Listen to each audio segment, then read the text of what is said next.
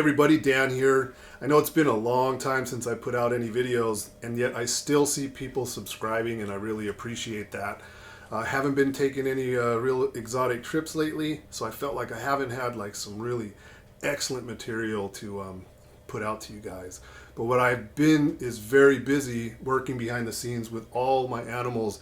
Breeding season, it's kind of coming to an end, but just now starting to see the fruits of my labor, seeing the eggs and the live bearings and that sort of stuff. So I do have quite a few eggs in the incubator, and I'm still waiting on some of the more exciting projects to lay their eggs. And then of course in the summertime that stuff's going to be hatching.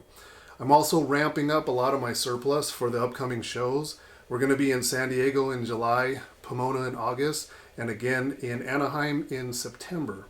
So I'm ramping up, kind of building up some surplus. Haven't been advertising too much. I like to sell face-to-face, try to explain to people, how to take care of their stuff and close the deals right there on the spot. It's just a better way of doing business, and I don't have to risk the animals by shipping and that.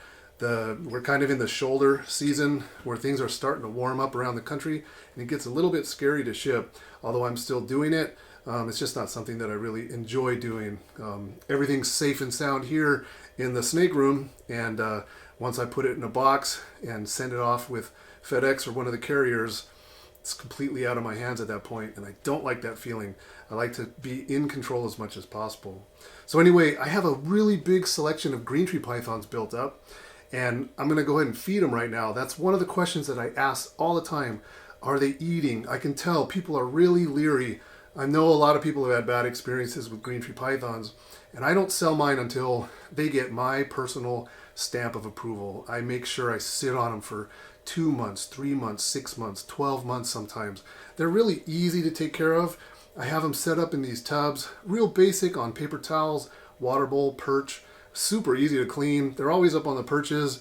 They do their business, it falls down on the paper towel, and you just swap it out and replace it. So I'm going to feed them. These, I like to feed live. I have a great rodent source, and I get live every week. It's just something that I do. The green tree pythons seem to enjoy it more. They get a little bit more excited and keyed up on that stuff. But I have to have all the different sizes because I have a bunch of different sizes of green tree pythons. I don't have all these memorized, although I do work with them. There's about 30 plus, so I don't have every box memorized. But what I do is I just kind of take a look and go, okay, you're that size, you're that size. This happens to be a Cyclops mountain locality. Looks to be going into shed, but most of these are really solid eaters. It's probably going to eat no matter what. But anyway, I kind of eyeball it from where I'm at. I don't pull the tubs out usually like that. That's just for you guys to see. And then I just come over here, kind of go, all right, let's see here. This is appropriate size for that one. Here you go, bud. All right, that's gone. It's a pretty fast process.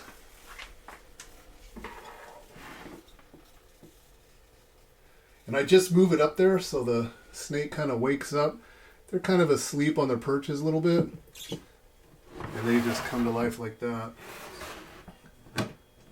Another thing I have to be careful when I'm working with the tubs that are up here, they're right at face level. So I have to be a little bit careful.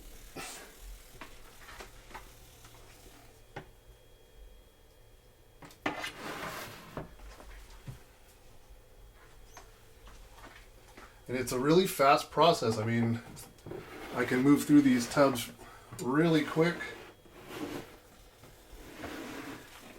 And again, well, this one's in shed as well, but I'm just looking to gauge the size of the animals, and then that way I can pick the appropriate size food item from my 4 different sizes. I have some pinkies outside that are, and there's a couple in here that are really a lot smaller, so.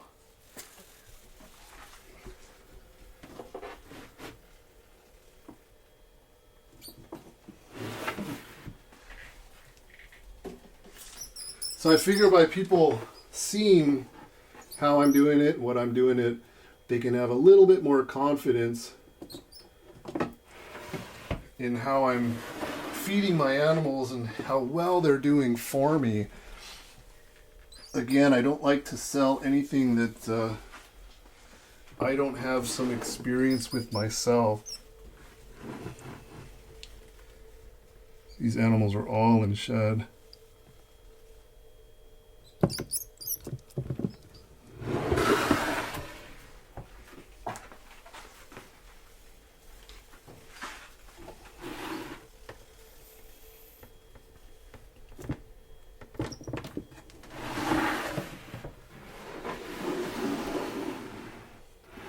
And that's basically it.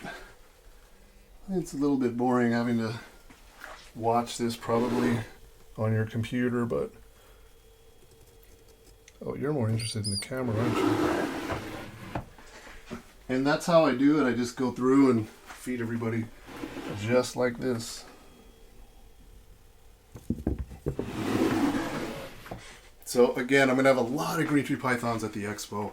I have just a couple baby Arus, Cyclops Mountain, Leray, and then a whole bunch of Biox in all different flavors. So that'll be some of the stuff that I'll have at the expo. We're going to have some other oddballs. Some of my eggs may hatch in time for the July show, but most of that stuff should be ready for the August show. So I'll have lots of Boiga and Drymarchons, some yellowtail Grebos and stuff like that. So I've been having really good luck this year. It's proving, my theory kind of always been, you have to feed your animals if you want them to reproduce. The people that are, if you don't, I don't want to categorize people, but if you don't prioritize your animals and feed them the way they're supposed to eat, reproduction is going to be really low. So I spend a lot of time out here. I have not a whole heck of a exciting life outside of on my days off and the weekends. I work full time, a regular job that has nothing to do with animals, and then I'm out here after work, before work, and on my days off. And it's like a farmer. You have to just put everything you have into it. But it's really starting to show. A lot of my animals reproduced this year, even some ones that I didn't expect to. So it's been a very, very productive year. You reap what you sow. Just put a lot of work into it and hope and expect that a lot of that comes back. So that's about it, really. I just wanted to give you guys an update, kind of let everyone know that I am still around. At the end of the year, I have 1 month in Southeast Asia. For sure, we're going to be in Thailand. We're maybe going to Laos, may also be going to Malaysia. So we're going to give you guys a lot to see, and we'll get down with our travel stuff for sure. And I'll continue doing highlights, things that I feel that are noteworthy enough to throw on video, especially when a lot of those eggs are hatching. Some probably world's firsts. No morphs, no retics, no ball pythons. Sorry for those of you that are fans of that stuff. I don't work with that stuff, so a lot of that drama is completely outside of my circle, at least for now anyway. But I'm working with the oddball stuff. That's where my passion is. That's what you're going to see. This year you're going to see a lot of it.